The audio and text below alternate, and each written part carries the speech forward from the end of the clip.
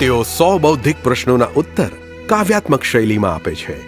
શતાવધાની doctor R Ganesh, Padma Bhushan 2026.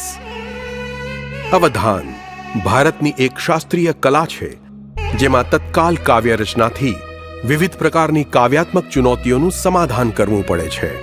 બહુકાર્યશીલતા અને અલગ વિચારીને, એ પણ કોઈ સાધન વગર.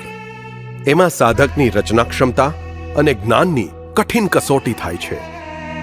આશુ કાવ્ય રચનાનો પહેલો વિષય છે પ્રકૃતિ પર અવધાન. આ એક ખૂબ જ સુંદર વિષય છે. હું દ્રુત વિલંબિત છંદમાં કાવ્યની રચના કરીશ. જ્યારે ભગવાન વિષ્ણુ અવધાની છે અને તેમની અર્ધાંગિની સુંદર અને સુશીલ લક્ષ્મીજી પ્રશ્ન કરે છે, 8 રીતે અષ્ટલક્ષ્મીના રૂપોમાં કવિતા વિલક્ષણ કલાના માધ્યમ આકાર લે છે. 1962માં કોલારના એક મધ્યમ વર્ગીય પરિવારમાં જન્મેલા ગણેશે ભારતીય શાસ્ત્ર ભણવાનું શરૂ કર્યું અને માતા પિતાનું પ્રોત્સાહન મેળવી નાટકોમાં ભાગ લીધો. આથી નાનપણમાં જ તેમનામાં જિજ્ઞાસા અને કલ્પનાશીલતા નિર્માણ થઈ અને આગળ જતા તેઓ સુવિખ્યાત થયા. 19 વર્ષની ઉંમરે તેમના જીવને વળાંક લીધો. તેમણે ચામરાજપેટમાં એક તેલુગુ વિદ્વાનને સંસ્કૃત અવધાન પ્રસ્તુત કરતા જોયા. તે ચકિત રહી ગયા. તે આ કન્નડમાં કેમ ન કરી શકે? અને તરત જ તેમણે પોતાના મનમાં કાવ્ય પંક્તિ રચવાનું શરૂ કરી દીધું.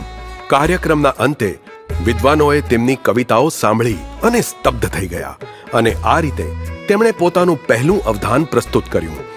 વિસરાયેલી કલા સ્વરૂપને પુનર્જીવન આપવાની દિશામાં આ તેમનું પહેલું પગલું હતું.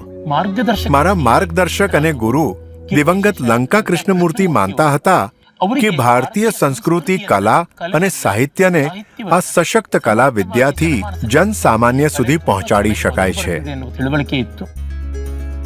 તેમણે એકલા એક સેનાની જેમ કર્ણાટકનું ભ્રમણ કર્યું, લોકોને અવધાનની શિક્ષા આપી, આયોજન અને કાર્યક્રમ કર્યા.